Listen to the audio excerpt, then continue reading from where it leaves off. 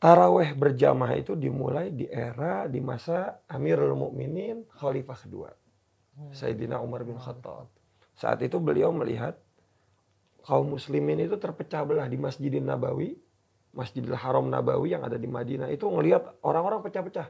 Ada yang sholat taraweh sendiri, ada yang tarawehnya bertiga kumpul, ada yang tarawehnya berlima, macam-macam semua. Dalam satu masjid banyak kegiatan sholat sunnah gitu.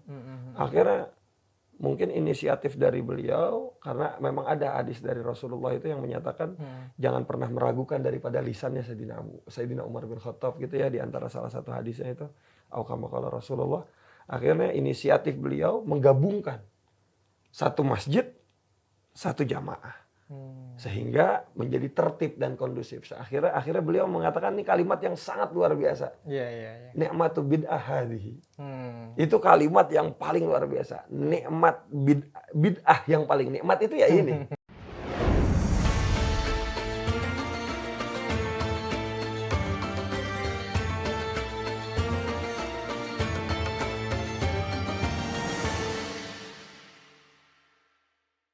Assalamualaikum warahmatullahi wabarakatuh. Berjumpa lagi bersama saya di channel YouTube Good Imun.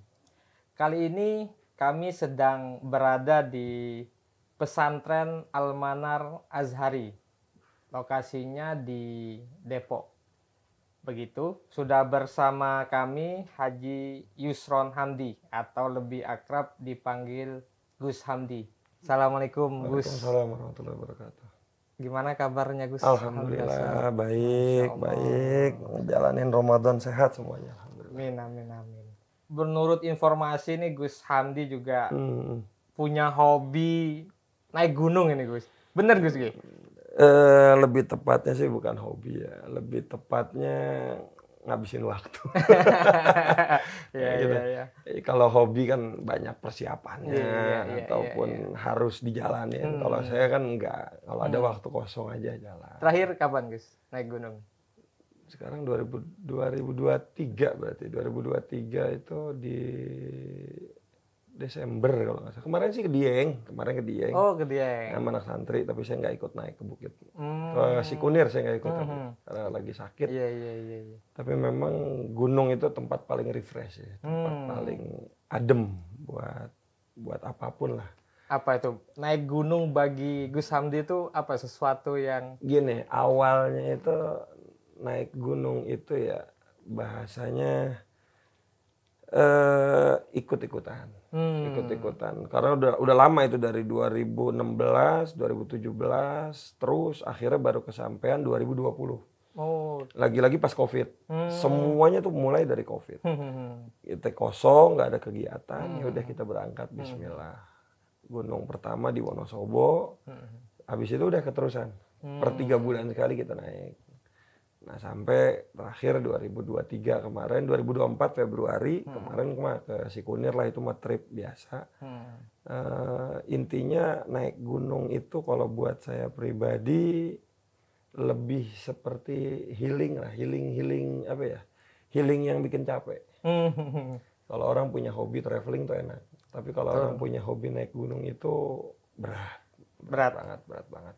Utamanya fisik Gus ya, harus benar-benar iya, udah berasa lah kalau punya anak 5 mah. Alhamdulillah. Udah berasa. Oke. Baik, Gus, kebetulan kali ini kita punya program baru spesial Ramadan. Nah, jadi kita akan berbincang-bincang seputar bulan suci Ramadan. Iya. Kita sudah memasuki 7 Ramadan, benar Gus? 8 masuk ya. Oke. 8 Ramadan. Dan bagi saya ada beberapa kondisi Gus ya yang turut menyemarakkan tiap bulan Ramadan. Pertama itu ada takjil Gus. Yang lagi viral nih. Iya. Ini yang masalah kondisi ini. Takjil ini kan setiap bulan Ramadan wah ramenya minta ampun. Yang kedua ada tadarus Al-Quran. Biasa kan di bulan Ramadan setiap masjid begitu Gus ya, diramaikan lantunan Al-Quran, walaupun barangkali sudah ada turun baru nih Gus yang membatasi Toa. itu Gus. Wah, ya. Dibatasi di tempat-tempat yang dekat kantor. Betul. Tapi kalau di masyarakat sih masih aman. Nah, yang ketiga nih Gus, ada kondisi yang tidak kalah penting, yaitu tarawih Gus. Okay. Tarawih ini kan paling tidak 10 atau 15 hari di awal Ramadan ini masjid-masjid pasti ramai. Penuh. Musola-musola penuh. Betul. Tapi sayangnya kan setelah di atas 15 Ramadan begitu ini mulai sepi pasti. Maju. Mulai maju ya. Iya, ada kemajuan. Ada kemajuan. Dan bahasanya kemajuan. Dan dari segi umur pun semakin tua Gus. Semakin tua. Nah, kami ingin mulai diskusi kita tentang sholat tarawih nih Gus. Pertama barangkali kita ingin melihatnya secara konteks Gus ya. Barangkali sudah ada teks Al-Quran yang menurunkan perintah tarawih, dan juga bagaimana nih Gus konteks tarawih ini sebenarnya Gus, karena tarawih juga itu kan terjadi ikhtilaf bahasanya itu terjadi perbedaan. Paling tidak dalam jumlah rakaat. Sebelum kita masuk ke sana Gus ya, bagaimana sih Gus menjelaskan konteks atau turunnya perintah sholat tarawih ini sebenarnya Gus? Ya, orang itu masih pada sibuk ngurusin perkara khilafiyah, apalagi yang sunnah gitu ya. Yang sunnah. Masih bagus mau taraweh, itu sebenarnya udah cakep. Saya nukil dari pendapat Gus Baha, orang masih mau sujud kepada Allah aja, itu udah nikmat yang luar biasa. Apalagi kalau pakai hitungan-hitungan taraweh nih. Nah, taraweh itu kan sebenarnya ibadah sunnah yang memang khusus di bulan Ramadan. Di luar Ramadan kita nggak ada taraweh. Kita tidak ada taraweh. Dan kalau konteks daripada sebenarnya apa sih yang menjadi sebuah landasan hukum taraweh itu, Rasulullah SAW menyampaikan, man shoma Ramadan wa qamahu imanan wa ihtisaban ghufira lahu ma taqaddama min dzambi. Dalam artian di situ ulama menyepakati waqoma, dalam kata artian qoma, menghidupkan malam Ramadan, itu adalah salah satunya dengan taraweh.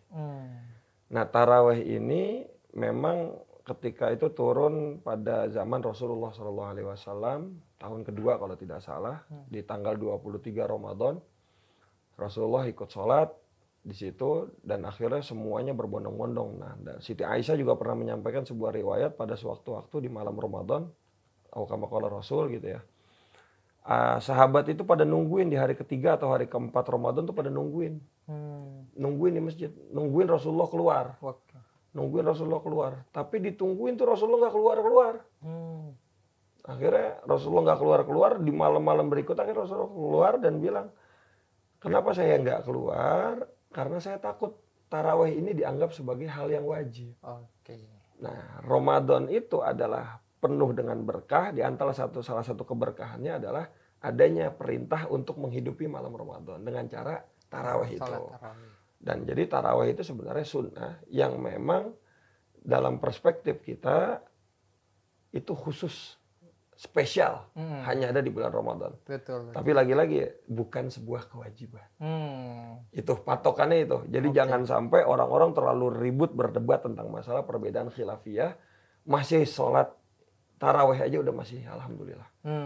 Yang penting isyanya jangan ditinggal. Taraweh dikejar, isyanya ketinggalan. Itu yang repot kan. Apalagi sekarang fenomena sekarang media sosial lagi-lagi berulang setiap Ramadan. Masalah ba'diyah isya, ba'diyah isya, ba'diyah isya. Ya ba'diyah isya muakkad. Tetap harus lebih utama daripada salat taraweh. Karena ba'diyah isya itu termasuk daripada salat sunnah rawatib yang memang qobliyah ba'diyah adalah bagian yang tidak bisa dipisahkan. Nah itu sebenarnya para asatidz, para ustadz-ustadz, para imam itu udah pada paham itu. Cuma kadang-kadang ada imam yang kebelet kali. Jadi pengennya buru-buru assalamualaikum doa langsung ya taraweh gitu. Dia lupa qobliyah ba'diyah isya. Barangkali itu aja. Tapi lagi-lagi perkara sunnah adalah perkara yang memang kondisinya kita mengikuti Rasulullah. Meskipun belum bisa sempurna kita ikuti, setidaknya kita berusaha untuk menjadi umatnya Rasulullah. Baik. Iya.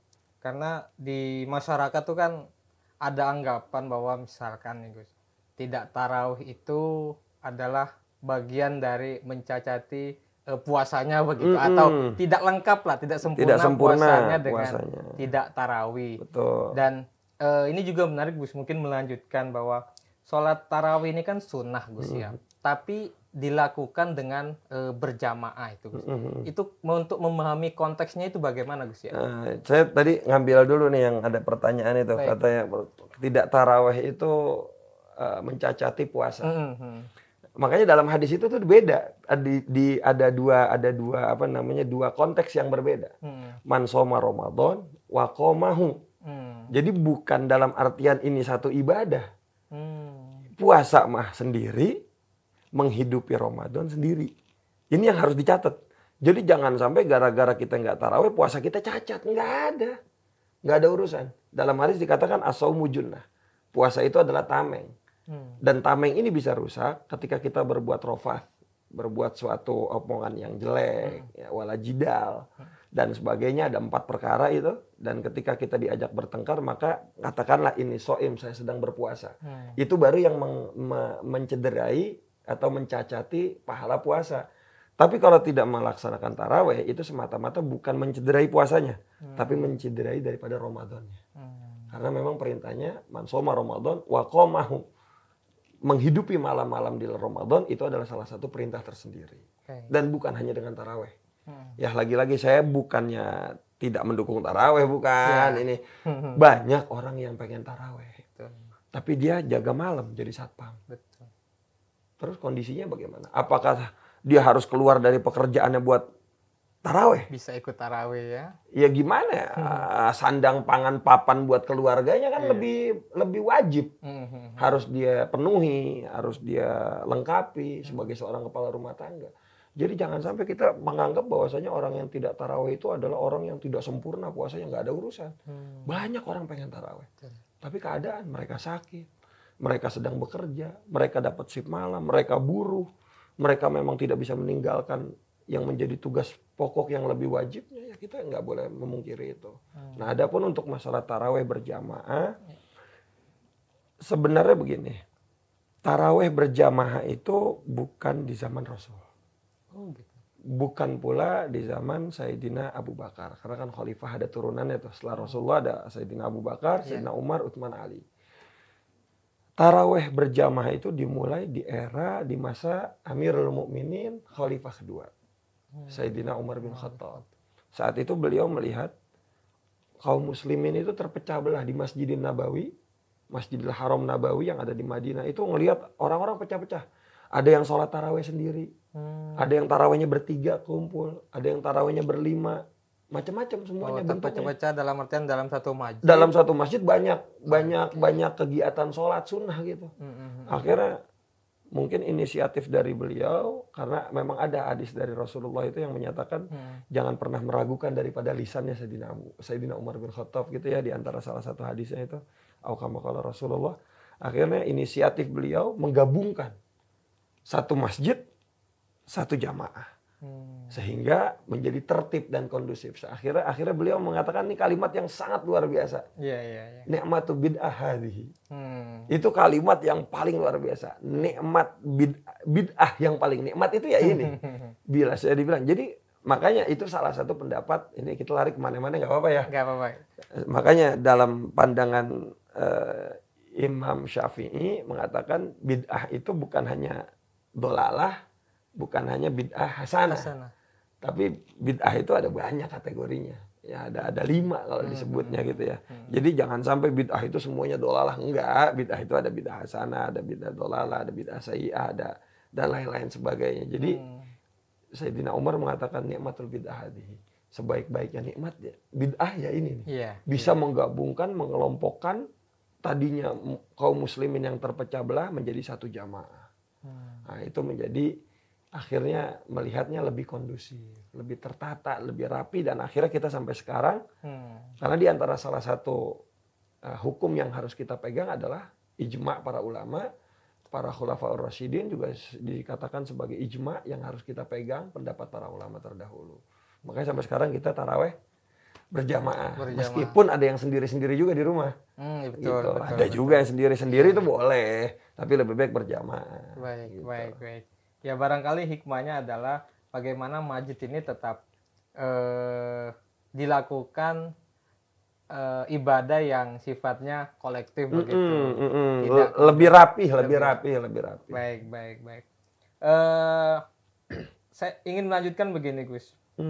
Masih kita ngomongkan sholat tarawih. Ini kan tadi sudah kita singgung di awal, Gus. Ada perbedaan rokaat, jumlah rokaat dalam tarawih itu, Gus. Itu bagaimana, Gus? Menjelaskan ikhtilafiyah ini, Gus. Mau yang sedikit, mau yang banyak. Kan kita ngomong begitu ya. Jadi ya masyarakat sih kecenderungannya sedikit lama atau setengah-tengah tapi agak cepat kan gitu ya. Kalau saya cepat, Gus. Ya gitu ya. Masaknya cepat. Yang masyhur di kita ini kan 20. Oke. Ya, 20. Tapi saya sering bilang sama jamaah tuh ketika saya tanya di majelis-majelis, kita sholat tarawih berapa rakaat? 23. Gitu ya. Saya bilang itu bid'ah dolalah. Sholat tarawih bukan 23. Sholat tarawih itu 20 rakaat. 3-nya witir. Jangan digabung-gabungin. Sama layaknya Isra dan Mi'raj. Jangan digabung-gabungin Isra Mi'raj. Itu beda konteks. Jadi kalau ngomongin sholat tarawih berapa ya? Yang mu'tamad ulama 20. Itu kesepakatan yang mu'tabaroh, yang mayoritas para ulama 4 madhab. Karena kan kita berpacu dengan 4 madhab. Maliki, Syafi'i, Hambali, Hanafi. Adapun dari Syafi'i 20. Adapun dari Hanafi 20. Adapun dari Hambali 20. Hanya tinggal nih dari Maliki. Maliki ini mayoritas ulamanya bilang 20. Tapi ada yang bilang 36.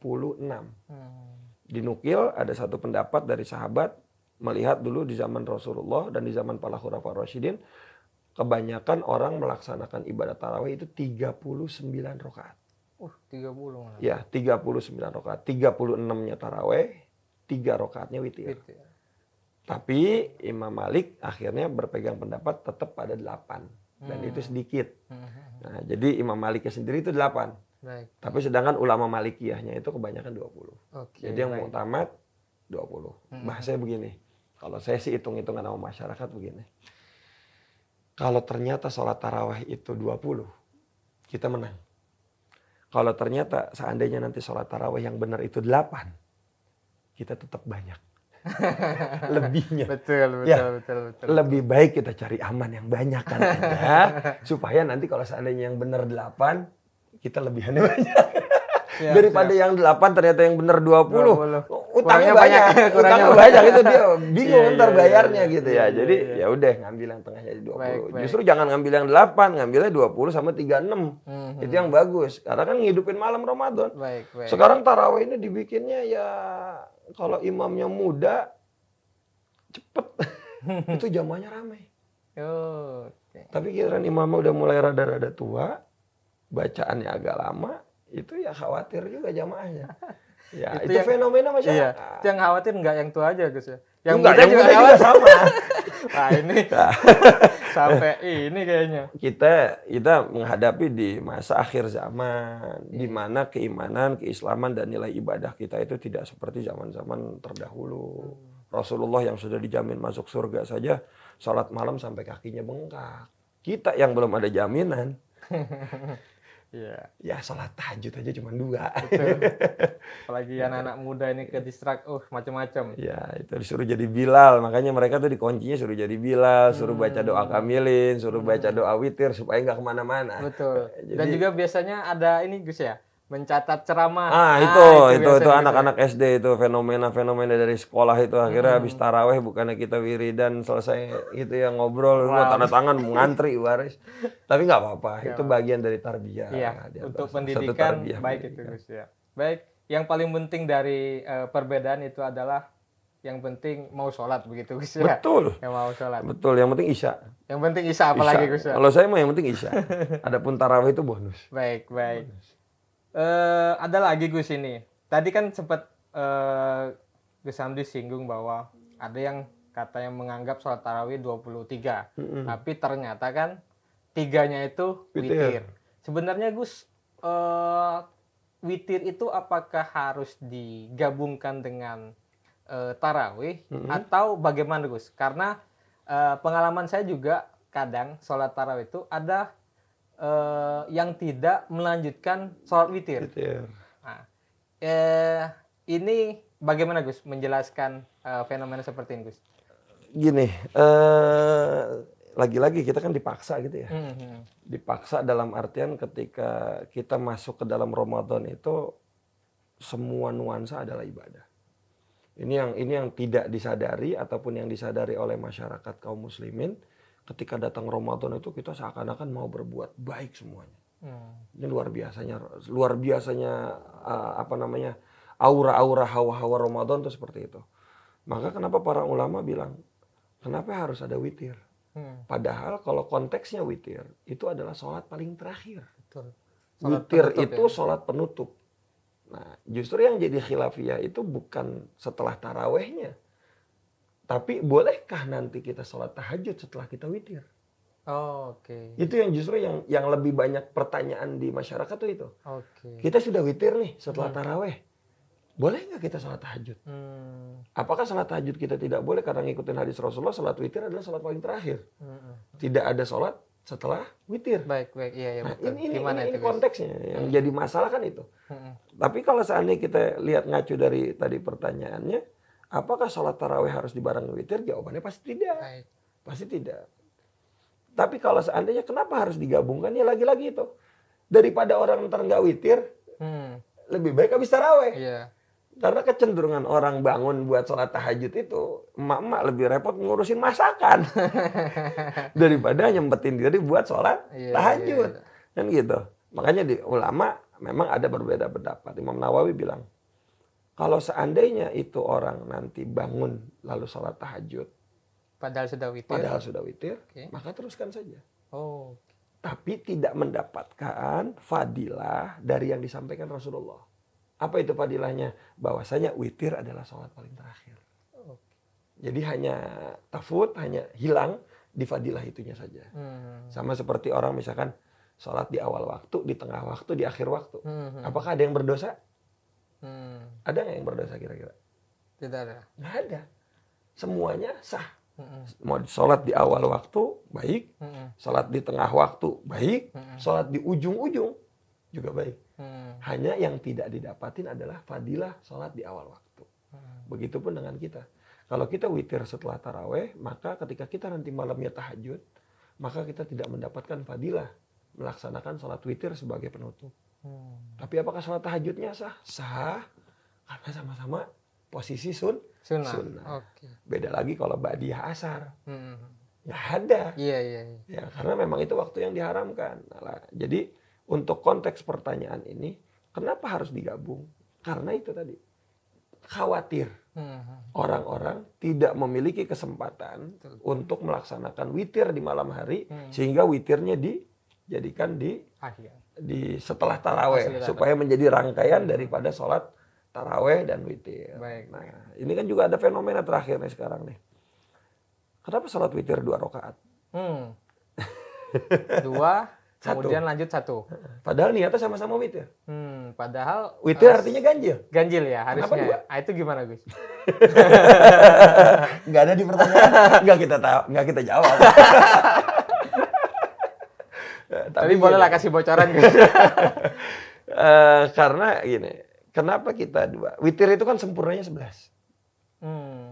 Witir sempurnanya 11. 11 itu hanya witir? Witir. Witir itu sholat paling banyaknya, fullnya, itu 11 rakaat. Kalau duha itu kan ada yang bilang 8, ada yang bilang 12. Ya, yang mutamat sih bilangnya 12. Tapi kalau witir, sholat fullnya adalah 11 rakaat. Nah, kenapa kita menjalani cuma 3? Ya karena itu, kalau disuruh 11 lagi kita berapa banyak? Ntar 39 beneran kita jalanin gitu ya. Akhirnya ada ulama yang bilang, silahkan 2 rakaat ditutup dengan 1. Jadi rangkaian witir itu intinya ada yang ganjilnya. Tapi memang yang muktamad itu biasanya ya 3. 3 seperti layaknya maghrib tanpa tahiyatul awal. Sama kayak maghrib. Tapi kalau seandainya yang 21 bagaimana? Ya nggak apa-apa. nggak apa-apa. Toh witir juga ada ujungnya satu. Witir ya. Ya ada ujungnya satu. Justru yang repot itu kalau witirnya cuma 2, abis itu lupa. Satunya Satunya. coba. Ntar aja habis tahajud bablas sampai subuh. Itu nggak dihitung witir jadinya bisa kalau wallahu alam. Saya nggak tahu dihitung atau kita tidak. juga nggak berhak menghakimi itu Nggak bisa. Baik, Kata baik, Imam baik. Syafi'i, tugas kita hanya menyatakan sah atau tidak sahnya sebuah sholat. Adapun diterima atau tidak diterimanya sebuah sholat itu adalah urusan Allah. Wah ini penting Gus, karena fenomena di masyarakat ini kan banyak saling menghakimi ibadah yang lainnya. Betul. Wah tidak sah, tidak diterima karena tidak khusyuk dan sebagainya itu. Jadi kalau Imam Syafi'i itu saya nukilnya, kalau sah dan tidak sah kita bisa.